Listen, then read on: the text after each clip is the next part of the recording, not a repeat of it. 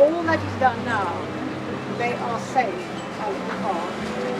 And I wish you well for the years to come, because you're indeed very brave. So thank you, Gwyn, for what you've done. I know with Richard and Sarah Jane and Pippa, we all started together. Actually, Richard was here last week. And so I wish you well, and I hope you have raised a lot of money, and I should look forward to seeing you again, even if you come with your families anytime, as long as I can, and God willing, I will welcome you with open arms.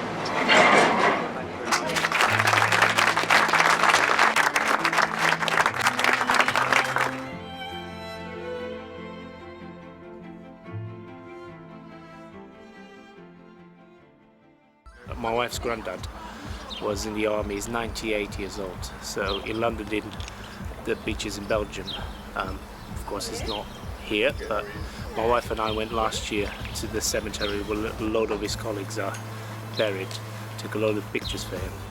So today, on my fancy dress day, I'm going to wear a shirt with this picture, admire him to bits, and I keep asking him what he's going to do when he gets to 100, and his words are that he's going to get drunk when he gets to 100. That's his way of celebrating.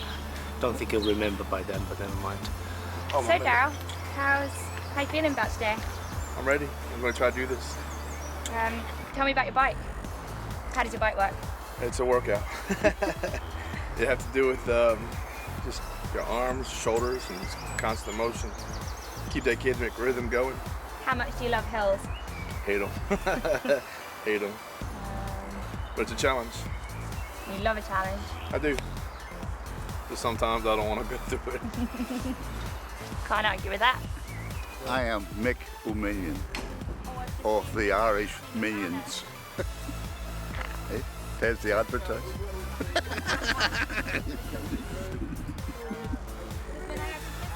Oh yeah, it's a prerequisite. I kissed Mick a Minion. That's for luck. Oh, mine. It's not yours.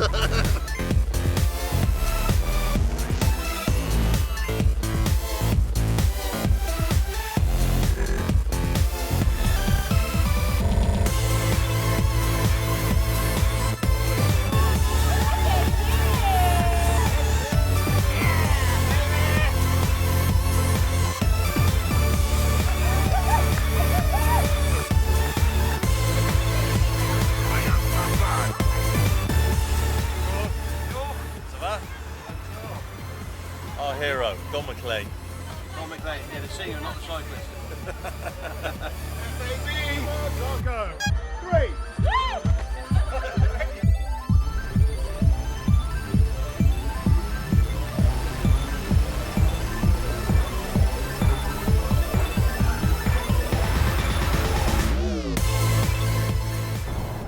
It's been excellent up until now. Enjoying the weather, not. Won't be long.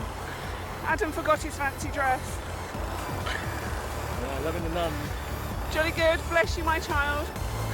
Oh yeah, great. Perky. Ready for the day. I'll confess to you later, darling.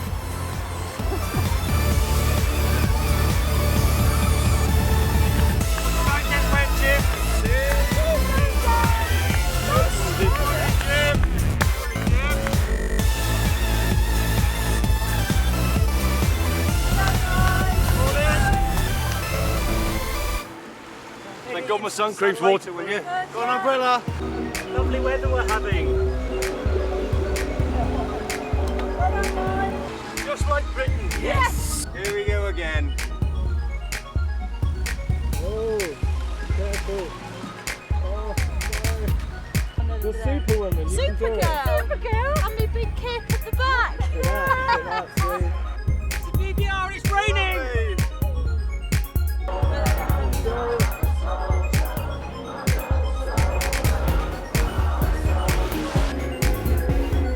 I'll jump if I can.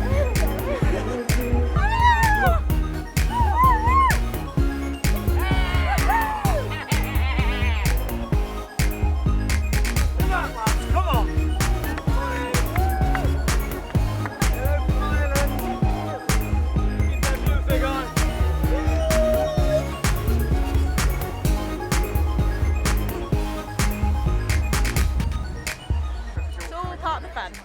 rubbish if it wasn't cold and wet and damp and miserable. But that's good. Can I wait till I haven't got a mouthful of banana? The banana is much appreciated. This morning, wet, and I've conquered a personal challenge. Definitely, I didn't think I'd keep going, but onwards and upwards. I was working for a corporate company last year, did the ride, thought I needed a change, was so inspired by the ride that I've ended up working for Help for Heroes. So good story all round really, and really pleased to be back. It's an amazing ride, amazing time, and privileged to be riding next to some of the blokes, so really good, really amazing. A little wet, but it wouldn't be BBR if it wasn't raining, so it actually feels quite familiar. I know, tough gig out there, but we've been doing it, laid down a couple of tracks, and we're quite pleased, aren't we? Apart from when we plugged the guitar in and it was a bit wet. Bit flat. My granddad was a D-Day veteran and landed on Gold Beach, so I want to get up there and see where he fought. I'm wearing him on my back today. We have a military background. My husband was a submariner for 22 years and both my daughters are soldiers, serving soldiers, so it seems the right thing to do. Good, I'm an Aussie bogan. I would like to say I'm a northern lad, so this is probably a summer's day for me. But I can't see anything, I'm blind. The problem is you've got, in behind, little lenses. So officially I can see the square root of, yeah, not a lot. It's a bit emotional. But I'm glad I've got some body fat to make the chunky monkey. See you in a minute.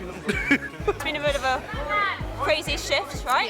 Yep. But just having a bit of hydration here, just to keep us going. We've got to keep ourselves in good shape. To support we our need to get our happy cyclists. pills out, aka jelly babies, before you think I'm actually giving out drugs. I'm going to put a little bit of flash on here, gentlemen. That's not my hand. I'm a relation, yeah. The mother's done it once before and my old sister's done it twice, so it's my turn this time round. So it leaves one sister to go. Yeah. And then we'll have all 5 out on a mass bicycle. Freezing. It's been great the last 3 days. Then today we got up and it's entire. I'm amazed. I had to chip ice off the wheels this morning. We're just warming up on my spotters. My, Delilah.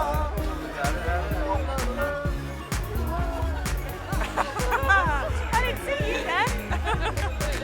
La la la la la la la la. Just having a dry.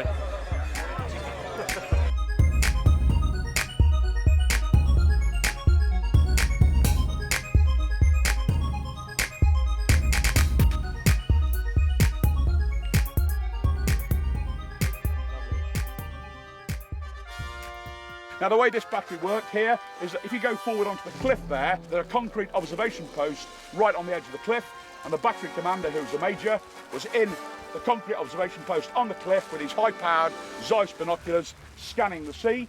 These guns had a range of about 20,000 yards, so about 20 kilometres, and they're well positioned here.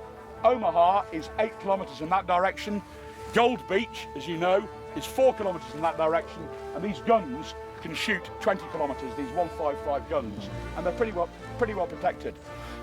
183 men, 183 Germans manning this battery, and this was one of 44 batteries, all of which could fire onto the invasion beaches in Norway. An HMS Ajax, which was a light cruiser, was given the job of silencing this battery. And the story of D-Day is the story of a duel between HMS Ajax and this battery, these 4 guns. If this battery was firing all of its guns at Ajax and Argonaut, what was this battery not firing its guns at? Well, it wasn't firing its guns at the invasion fleet.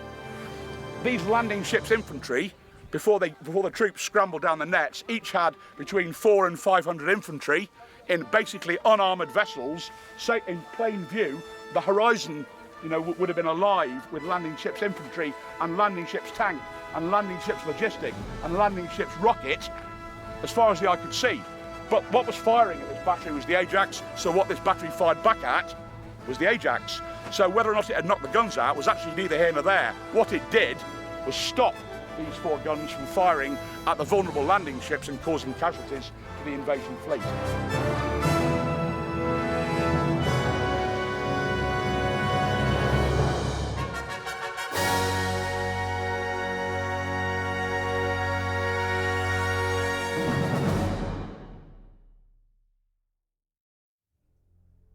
My conflict was East Timor, which was a really dirty conflict. I did 3 tours over there.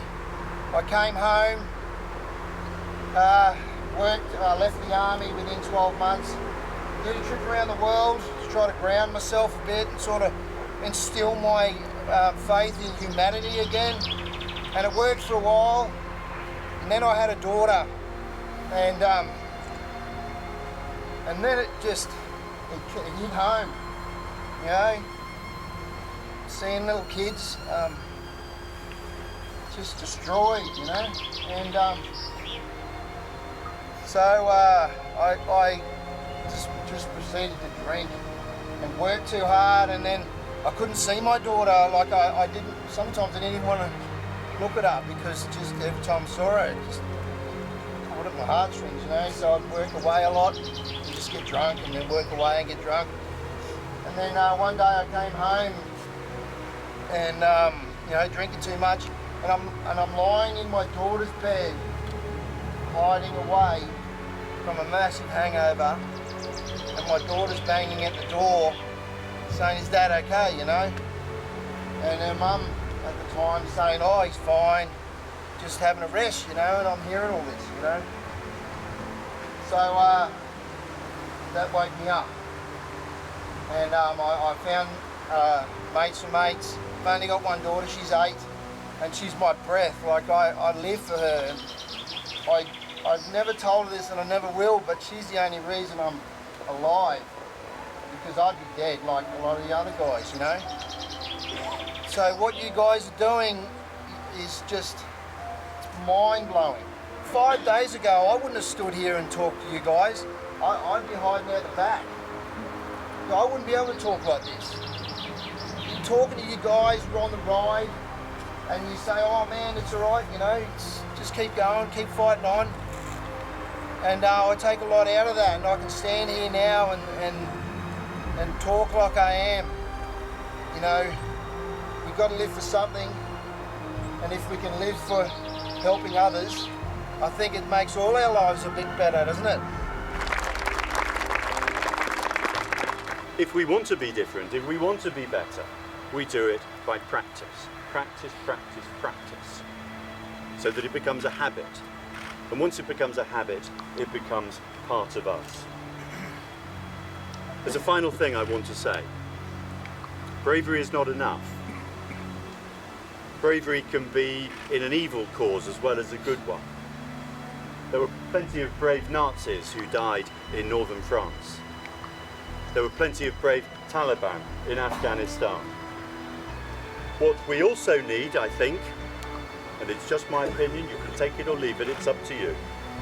What we also need is compassion and generosity. Compassion especially for those in need and for those who suffer. And that might even be those people that we have never even met and we don't know. That's what Wesley Autrey did. That's what Help for Heroes does. And it's what you're doing on this ride. It's an act of generosity and it's an act of compassion. Sometimes for people that you don't even know. It's wanting the best for them. Without being sentimental about it at all, it's also love in action.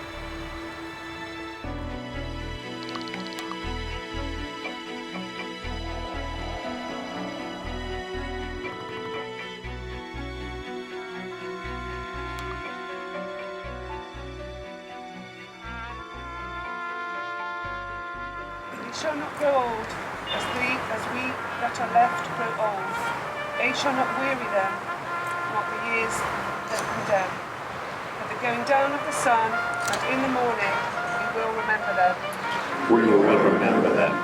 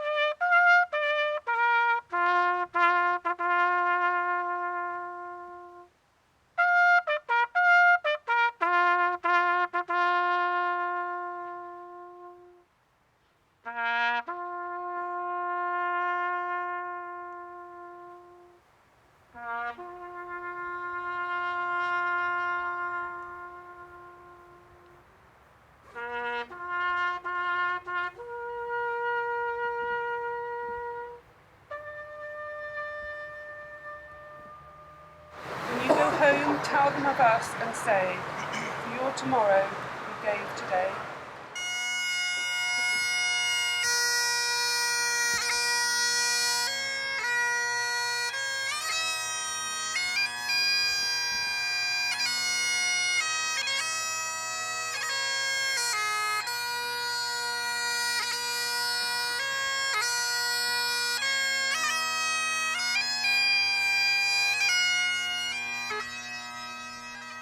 Well, I have two daughters. I've just spoken to him. I have two daughters, and it brought something home to me because I probably don't take them as seriously as I should do. I probably take them a bit too much for granted. Don't do enough for them. Yes, I'm here doing my bit for others, but I've got a family at home as well. So it has inspired me in that respect, and I'll make sure that when I go home, I'll do more for all the people that matter to me.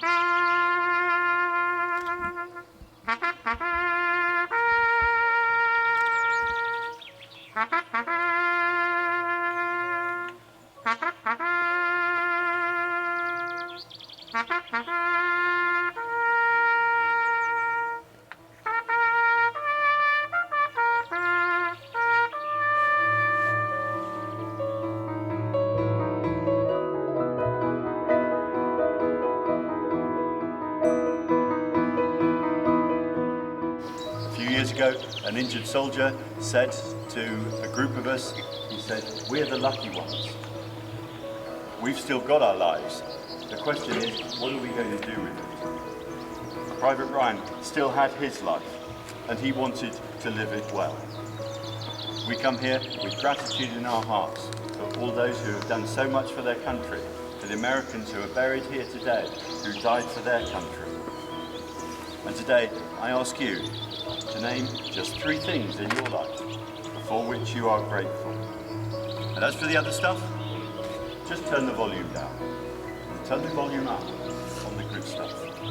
And say thank you. If you pray, thank God.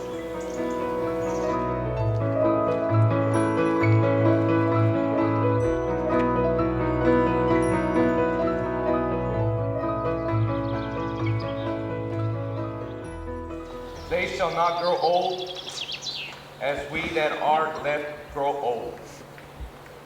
Age shall not worry them, nor the years condemn. At the going down of the sun and in the morning, we will remember them.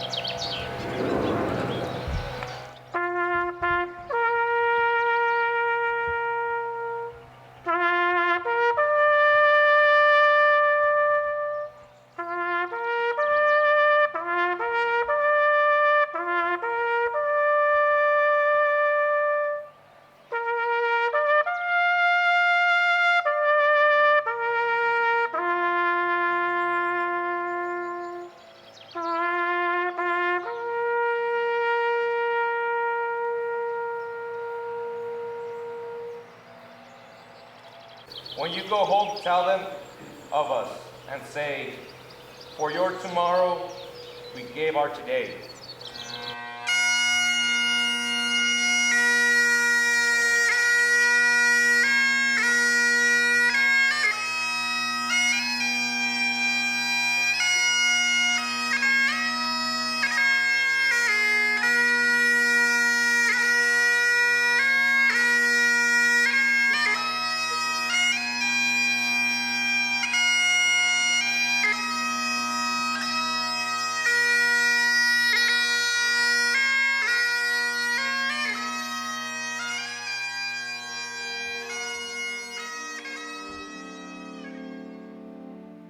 It was very emotional for me, just coming around the corner and seeing all this, just the massive white crosses, and just realizing what all those before us, you know, gave up their lives for us to be here, for our freedom. It's emotional for me because my dad was landed in Normandy, and he arrived a month on the beaches and was in World War II. So for me, it's kind of an emotional journey to see this. I've seen it in pictures and movies, but nothing can replace what it really is. You know, a lot of people fought and died here, and we see crosses just perfectly aligned. And I think behind that is a pain, the fear that only combat can bring when you're bleeding out, and you're depending on the man to your left and your right to bring you out. You're brave, and you're not scared of the enemy. You're not scared of dying. You're scared of not being able to be back home with your wife and kids. So when I see this, I go back to that time. And my buddies have all felt it too. The guys that are wounded, the guys that, you know, the veterans here, whether they were wounded or not on this side of the pond. You think about that stuff, the emotion that comes with the fighting, the type of fear and the bravery that can only be brought out in a man and a woman in a time of war. So to me, to be able to be here again was unbelievable.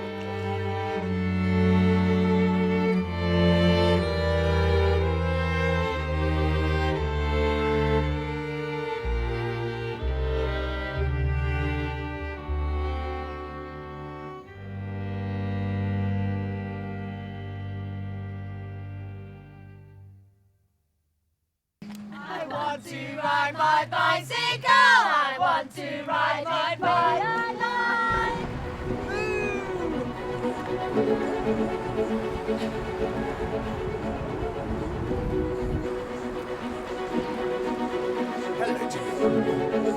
Hey, how are you?